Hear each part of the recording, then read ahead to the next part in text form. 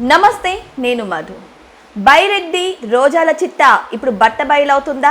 మరి వారిపై చట్ట ప్రకారం చర్యలు తీసుకోవడానికి ముందడుగు పడిందా? ఈరోజు మనం తెలుసుకుందాం. ప్రస్తుతం మనతో పాటు ఉన్నారు senior journalist doctor Durga Vadlamani గారు. వారిని అడిగి మరిన్ని విషయాలను తెలుసుకుందాం. నమస్కారం మేడం.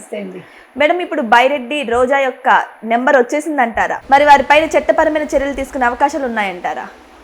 ఆడుదామందరా పదండి పోదాం జైలుకి అని ఇప్పుడు టైటిల్ పెట్టుకోవాలండి కదా. కొత్త ప్రోగ్రామా మేడం? కొత్త ప్రోగ్రామ్, ఓన్లీ ఇద్దరే ఆడతారు. Okay okay. Byreddy Siddhartha Reddy SAAP chairman గా పనిచేశాడు. ఇప్పుడు మాజీ మంత్రి రోజా, ఇద్దరు కలిపి ఆడాలి. ఎందుకంటే ఇద్దరు కలిపి 125 కోట్లలో మించుమించు 50-60 కోట్ల దాకా స్కామ్ చేశారు. ఇవాళ ఏసీబీ రంగంలోకి దిగింది. 10,000 పేజీలు మొత్తం తయారు చేసింది. ప్రతి రూపాయికి లెక్క సేకరించి అవన్నీ కూడా పొందుపరిచారు దాంతోపాటు. చాలా డీప్గా.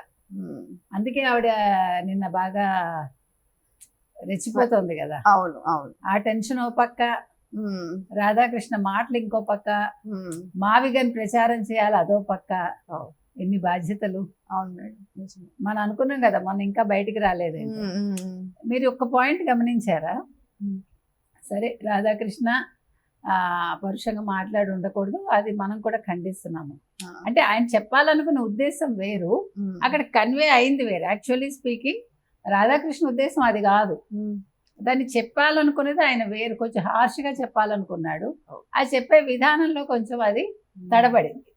అదర్వైజ్ ఏంటంటే ఇప్పుడు వీళ్ళు ఎవ్వరూ కూడా అయ్యో చట్టబద్ధత వచ్చింది, రాజముద్ర పడింది అమరావతికి, మా ఇదే గెజెట్ రిలీజ్ అయింది, అభినందనలు అందజేద్దాము చంద్రబాబు నాయుడికి, లోకేష్కి, ప్రధానమంత్రి మోదీకి అని ఒక్క వైసీపీ నేత అన్నారండి? లేదు మేడం, ఒక్క వైసీపీ నేత. మీరు ఆంధ్రప్రదేశ్కి చెందిన వాళ్ళ? మీరు ఆంధ్రప్రదేశ్లో అడుగు పెట్టకూడదు. ఎందుకంటే అది కనీస ధర్మం అండి. నువ్వు అపోజిషన్ లేకపోతే అధికార పార్టీ వదిలే, ఒక తెలుగు వ్యక్తిగా నువ్వు ఒక్క మాట అనుంటే రోజాని వాళ్ళు మన అన్నింటికి క్షమించేసి ఉండేవాళ్ళం. అవును మేడం, నిజమే. అవునా? మీకంట మీ సోషల్ మీడియా వాళ్ళు చాలా చాలా బెటరు. ఒక ప్రసాద్ గారు కావచ్చు, లేకపోతే ప్రొఫెసర్ కావచ్చు, సీనియర్ జర్నలిస్టులు కావచ్చు, అనలిస్టులు కావచ్చు, వాళ్ళందరూ ఓపెన్గా మావిగన్ని వ్యతిరేకించారు. ఫస్ట్ అమరావతి రాజధానిగా ఉండాలని కోరుకున్నారు చూడండి, వాళ్ళందరికీ మరోసారి మన అభినందనలు అందజేద్దాం. మనిషి ఎప్పుడు కూడా మీకు ఒకళ్ళు ఇష్టం ఉండొచ్చు, ఆ ఇష్టాన్ని ఎవడు తప్పు పట్టాడు. సరే, ఎవరి జీవితం వాళ్ళు చూసుకోవాలి, వాళ్ళకి డబ్బులు ఇస్తే వాళ్ళు మాట్లాడతారు. అది తప్పొప్పులు నిర్ణయించడానికి మీరు నేను ఎందుకు, మనకు సంబంధం లేదు. కాకపోతే చెప్పేది ఏంటంటే మనం అవన్నీ ఓకే, కానీ వాళ్ళు ఎప్పుడు మాట్లాడాలో అప్పుడు ఒక్కసారైనా స్పందించారు చూడండి. ఎలా మాట్లాడాలంటే మనం అండి, తామరాకు మీద నీటి బొట్టులా ఉండాలి ఒక జర్నలిస్ట్ కానీ, ఒక అనలిస్ట్ కానీ. మనం ఏది ఓన్ చేసుకోకూడదు. ఇప్పుడు మనకి చంద్రబాబు నాయుడు ఎక్కువ కాదు, జగన్ తక్కువ కాదు, రాజశేఖర రెడ్డి తక్కువ కాదు, కేసీఆర్ తక్కువ కాదు, లేదు రేవంత్ రెడ్డి ఎక్కువ కాదు.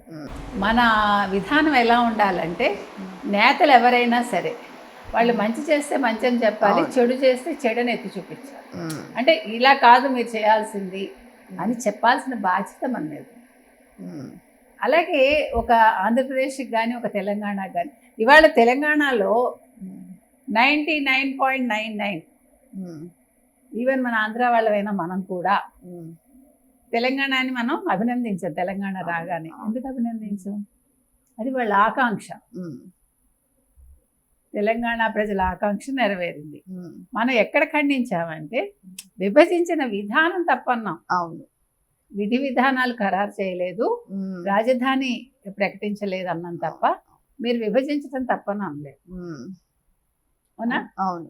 మరి అదే విధంగా ఇవాళ అమరావతిని అందరూ అప్రిషియేట్ చేయాలిగా. అవును, తెలంగాణ వాళ్ళు చేయాలి, ఆంధ్ర వాళ్ళు ముందే చేయాలి, ముఖ్యంగా అపోజిషన్ వాళ్ళు అంతకంటే ముందు చేయాలి.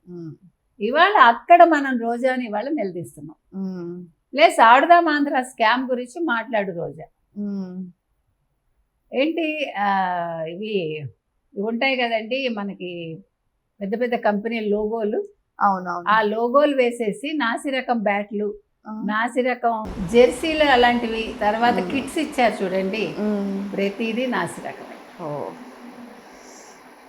అవన్నీ అలా చేసి వాళ్ళు తర్వాత ఇంకొక ముఖ్యమైన విషయం ఏంటంటే కలెక్టర్లు కూడా ఇప్పుడు మీకు నిధులు ఇంతే ఉంటాయి, మీకు బడ్జెట్ ఎంత ఎలకేట్ చేయాలో ఇస్తారు కదా. సపోజ్ 5 కోట్లు అనుకోండి, వీళ్ళు 10 కోట్లు కూడా చేసేసారు అవుట్ ఆఫ్ ద వే. అంటే ఊరికే ఎగ్జాంపుల్ 10 కోట్లు అంటే ఎంత చేశారో తెలియదు, 25 కూడా చేసి ఉండొచ్చు. ఇంకొక ముఖ్యమైన విషయం తెలుసా మీకు, ఇప్పుడు మీరు టీడీపీ అనుకుందాం ఫర్ ఎగ్జాంపుల్, ఇంకెవరో అక్కడ వైసీపీ, సో మిమ్మల్ని పక్కకు పెట్టి మీరు గెలిస్తే వైసీపీ కార్యకర్తకి ఇచ్చేసారు ప్రైజులు. అదేంటి మేడం, ఎవరు గెలిస్తే వాళ్ళకి ఇవ్వాలి, టాలెంట్ గుర్తించాలి. అది వైసీపీ దగ్గర, జగన్మోహన్ రెడ్డి దగ్గర అలా న్యాయాలు ఉండవు. టాలెంట్ గుర్తించాలి కానీ నువ్వు వైసీపీనా కాదా, అయ్యో మేము అది కండక్ట్ చేసాం అంతే, నువ్వు పార్టిసిపేట్ చేసావు కదా, సంతోషించు. మరి అలాంటప్పుడు ముందే చెప్తే రాము కదా చెప్తే మీరు రారు కదా, అందుకే చెప్పలా. సరే, అర్థం. అన్ని మీరే ప్రశ్నిస్తే ఎట్లా? మేము చేసింది మీరు వినాలి, చూడాలి అంతే. మళ్ళా దాని మీద ప్రశ్నించకూడదు, గట్టిగా వాదించకూడదు. సో వాళ్ళకి ఇచ్చేసారు. కొంతమందికి అసలు ప్రైజ్ ఇవ్వలేదు, అయ్యో దాచేసుకున్నారు వీళ్ళు. వాళ్ళని చేసుకుంటారు మేడం డబ్బులు. నగదు బహుమతులు ఇస్తామా మేము, ఖాళీ కవర్లు ఇస్తాం. అలాంటివి ప్రోత్సాహకాలు అంటారు కదా మేడం, ప్రోత్సహించడానికి ఇస్తాం. అంటే మేము కష్టపడి పని చేసాం కాబట్టి మమ్మల్ని మేము ప్రోత్సహించుకున్నాం. మీకు ఇట్లా కండక్ట్ చేసినందుకు వ్యక్తిగత ప్రోత్సాహకాలు ఇవి. ఓకే ఓకే, అన్ని కొత్త కొత్తవి కనిపెట్టారు వాళ్ళు. ఎక్కడ ఉండదు కదా. అవును మేడం, మీకు ఎంత జ్ఞానం ఇచ్చారు వాళ్ళు, వైసీపీ వాళ్ళు కదా. అవును మేడం, నిజమే. అందుకని అలా జరిగిందనమాట. అయితే ఇప్పుడు రోజా విషయం మనం తీసుకుంటే ఇది ఓ పక్క నడుస్తూ ఉంది కదా. ఇప్పుడు నిన్న ఏసీబీ వాళ్ళు వెళ్ళారు కదా, ప్లస్ ఇందాక మనం చెప్పుకున్నట్టు అమరావతి రాజధాని అయింది కదా, జగన్మోహన్ రెడ్డి మావిగా అంటున్నారు కదా. ఇవన్నీ పక్కకి ఎట్లా పెట్టాలి, అందుకని ఈ రాధాకృష్ణ మాట్లాడిన మాటలు తీసుకుని, రాధాకృష్ణ కూతురు, చంద్రబాబు నాయుడు భార్య, పవన్ కళ్యాణ్ భార్య, లోకేష్ భార్య, మిగతా మంత్రుల భార్యల్ని మేము కూడా తిట్టగలం, కానీ మా సంస్కారం అడ్డొస్తోంది. ఆల్రెడీ తిట్టారు కదా మేడం. అవన్నీ మేము మర్చిపోతాం, మీరు భలే వాళ్ళే. గతాలు ఎప్పుడు కూడా గుర్తుపెట్టుకోకూడదు, అది వైసీపీ రూల్. ఇదొక రూల్. మేము తిడతాము, మీరు పడాలి, మళ్ళీ దాని గురించి మీరు ప్రస్తావించకూడదు. సో మేము తిట్టగలం, కానీ మా సంస్కారం అడ్డొచ్చిందంటే ఈ కొత్త పదం కనుక్కున్నారు వాళ్ళు. మీకు అది చెప్దామని. సంస్కారం అనే పదం రోజా నోట్లోంచి వచ్చింది.